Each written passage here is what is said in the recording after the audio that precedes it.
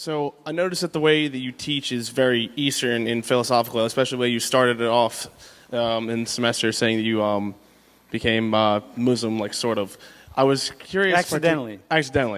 I was curious particularly as to what like philosophical or religious sect that you actually follow, particularly, if any. I don't follow any. I don't have a religion per se.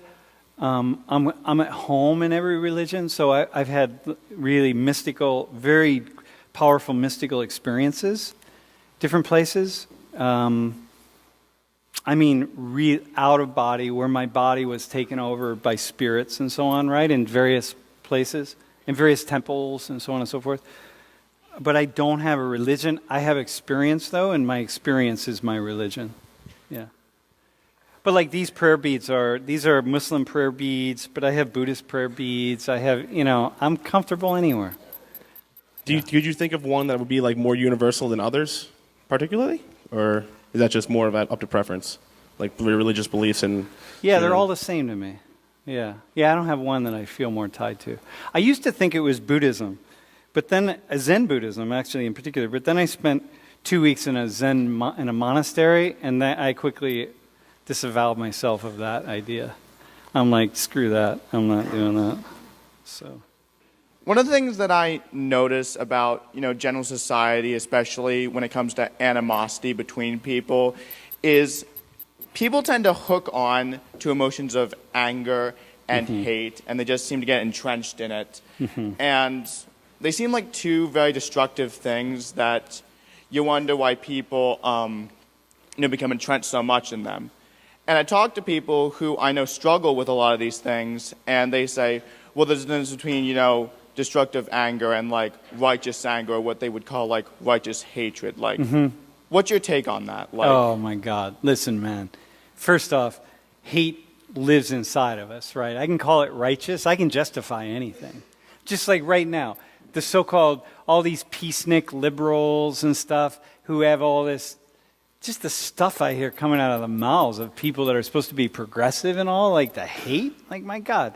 But they feel like it's righteous, right? They feel like it's okay. Someone hates me, and so I hate them back. And it's like, I feel like it lives in us. And I try, every time I have a negative thought, that negative thought is in me. You can only have one thought at a time, right? So if I have a negative thought, I can't also have a positive thought. I only have a negative thought. It's entirely physiologically, psychologically impossible to have two thoughts at once. So any negative thought in me, I know, is just destroying me. So I just think it's justification on people. And people, it's hard. Man, living is hard. Wait till you get to be my age. If you don't do the work when you're young, like if I didn't do the work when I'm young, I talk about like my relationship with Lori, right? If we didn't do the work, really work when we were young, we'd hate each other now, right? And I think that living is really difficult. As you know, so many of you have parents who are really people who are just unhappy. It's like if you can't figure it out now, trust me, you'll just be more unhappy later.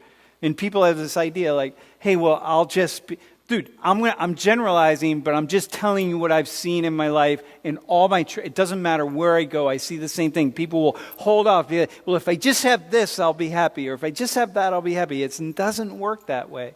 It doesn't. There just gives you more reasons to be unhappy. Yeah, I feel like people are becoming increasingly more susceptible to falling prey to different ideological structures. So I was wondering how people can sort of form their own values and get away from the ideology. Yeah, we'll go with that, something like that, yeah. So yeah, how do we go away from ideology and sort of create something different for ourselves?